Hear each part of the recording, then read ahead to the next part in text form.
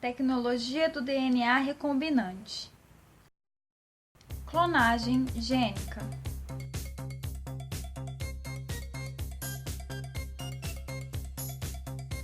Você pensou em ovelha Dolly, não é mesmo? Mas não! Clonagem é reprodução assexuada. No caso da ovelha Dolly, houve a união de um óvulo sem núcleo com uma célula já diferenciada. Neste caso, uma célula mamária de uma ovelha adulta. Neste vídeo, vamos explicar a clonagem de DNA. Tudo começou em 1953, com a descoberta da estrutura da molécula de DNA por Watson, Crick e Franklin, que permitiu o avanço da biologia molecular. Já em 1972,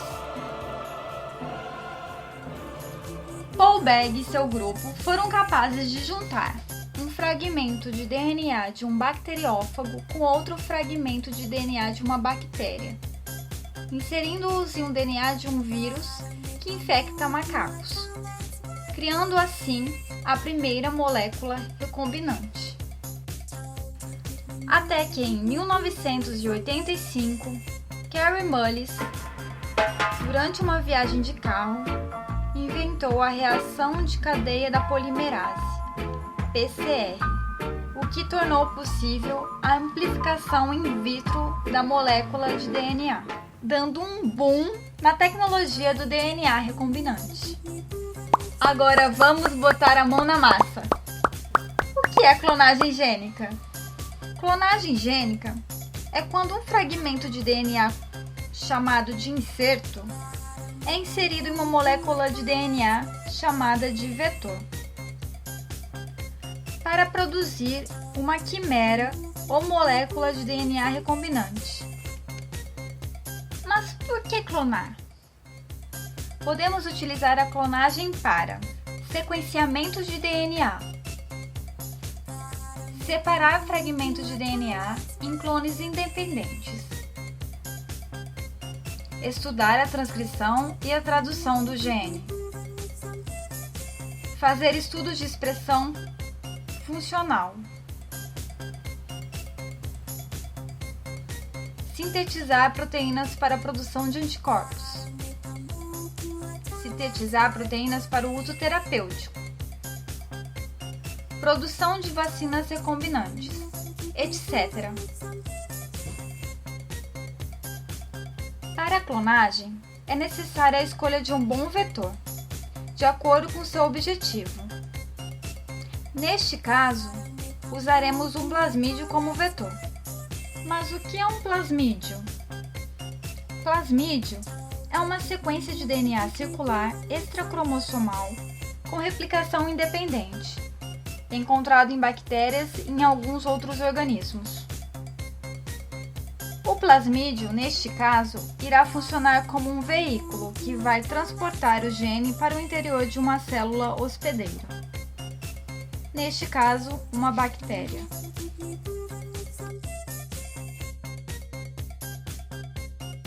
Todos os plasmídios usados como vetor devem ter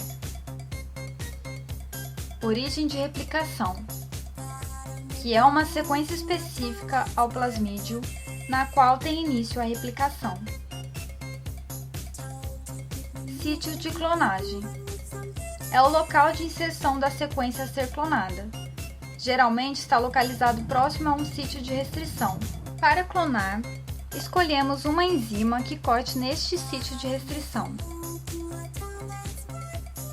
Marcador de seletividade permite a identificação da bactéria que recebeu o plasmídio, pois são genes que codificam proteínas que degradam antibióticos. Promotor é responsável por iniciar a transcrição do gene de interesse.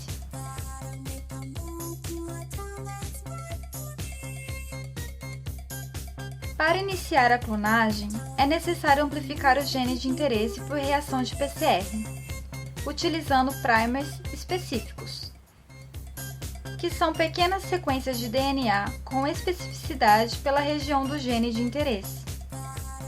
Estes primers vão se ligar e a DNA polimerase sintetizará a sequência complementar no sentido 5', 3'.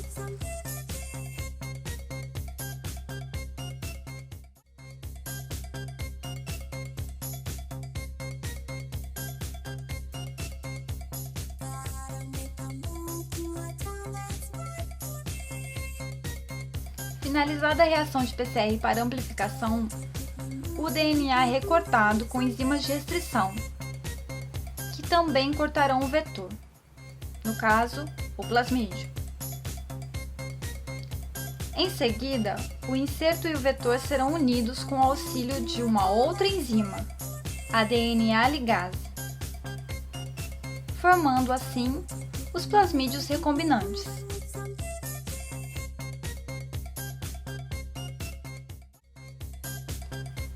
Posteriormente, os plasmídios recombinantes serão inseridos em bactérias por um processo chamado transformação, que pode ocorrer por eletroporação ou choque térmico. Já no interior da célula hospedeira, o vetor multiplica-se, produzindo numerosas cópias idênticas não só de si próprio, mas também do gene que ele carrega. Quando a célula se divide, cópias da molécula de DNA recombinante são passadas à progênie, na qual o vetor multiplica-se novamente.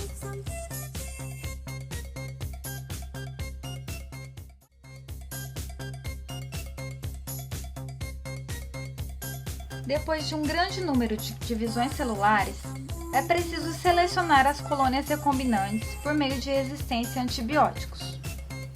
O resultado é que só as bactérias com resistência aos antibióticos sobrevivem, e estas são as mesmas que contêm o gene a ser clonado. A partir daí, é possível isolar a colônia dita recombinante para a verificação da presença do inserto, através de várias técnicas, como por exemplo a PCR.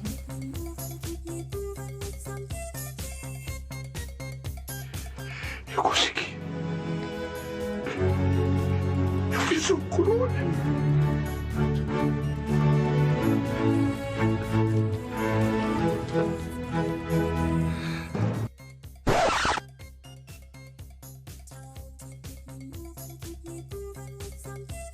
Uma vez confirmado, os plasmídios recombinantes são purificados e inseridos em uma célula de expressão,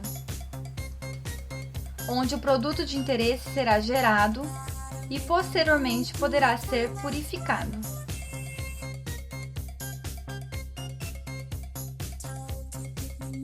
Agora uma curiosidade.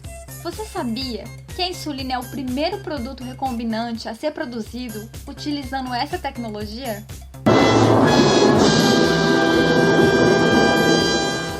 Isso é tudo bem, pessoal.